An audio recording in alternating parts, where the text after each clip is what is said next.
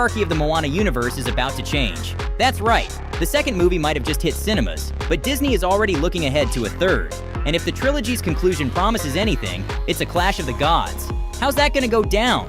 We've got it all covered right here, so don't go anywhere. Let's talk about Moana 2.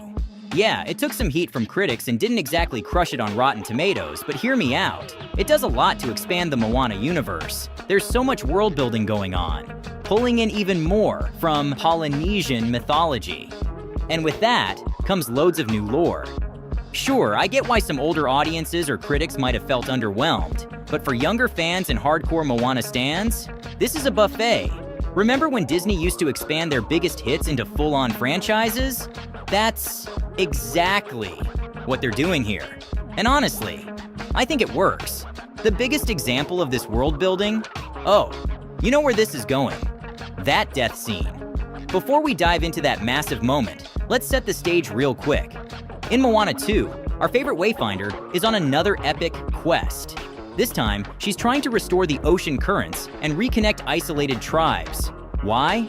Because the storm god Nalo cursed humanity, sinking the island of Motafetu and severing the ties between civilizations. With help from Maui and her new crew, Moana faces near impossible odds to break the curse. Here it is, the moment you all clicked for. The movie's climax sees Maui finding the cursed island and trying to raise it back above the waves. But before he can finish, Nalo steps in and strips him of his powers. That's right, Maui gets completely wrecked. So Moana does what Moana does best. She takes matters into her own hands. She dives into the ocean, determined to reach the island. If she can just touch the shore, she'll break the curse. And she does it, but not without a cost. Nalo strikes her with lightning, and for a gut-wrenching moment, it looks like Moana has died. This is where the movie goes full emotional roller coaster. Maui and the audience are left stunned, until the spirits of Moana's ancestors show up. Not only do they bring her back to life, but they give her some upgrades, which is probably best described by this scene from one of my favorite Disney movies. This is impossible! You can't be alive! You'd have to be a god? Yep, Moana is now a demigod, just like Maui. The film doesn't fully explore what this means for her, but we do get some hints. Her oar becomes her equivalent of Maui's fishhook, letting her channel some incredible powers. By the end, we see her shaping the tides and moving water with pure force of will. So what's next? The implications for Moana 3 are massive. First, let's ask the big question. Is Moana already a full demigod, or does she still need to earn it? Some fans are theorizing we might see her go full Hercules in the third movie, completing her journey to godhood. Personally, I'd love to see a time jump where Moana starts the next movie as a full-on demigod. Let her flex those powers from the get-go. And then, there's the post-credit scene. Oh boy. It teases a clash of the gods, with Nalo gearing up to finish what he started Thanos style. Here's the thing that gets me excited.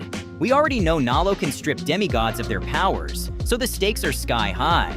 But I'm really hoping Disney goes all in and brings more gods into the mix. Imagine Moana and Maui taking on a whole pantheon of deities that Nalo has recruited to his cause.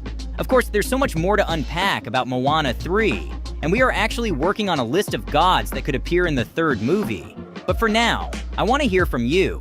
What did you think of Moana 2? Are you hyped about Moana's power upgrade? And the big one, do you think she's already a demigod, or is she still working toward it? Drop your thoughts in the comments.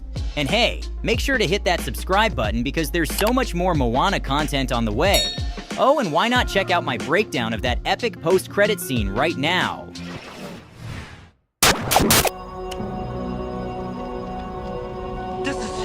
This is impossible!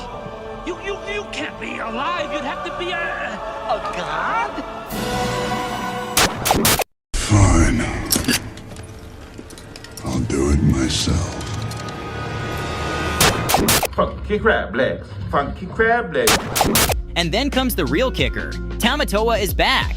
That's right. Shiny! The shiny scene-stealing crab from Moana makes a dramatic entrance. Grandma.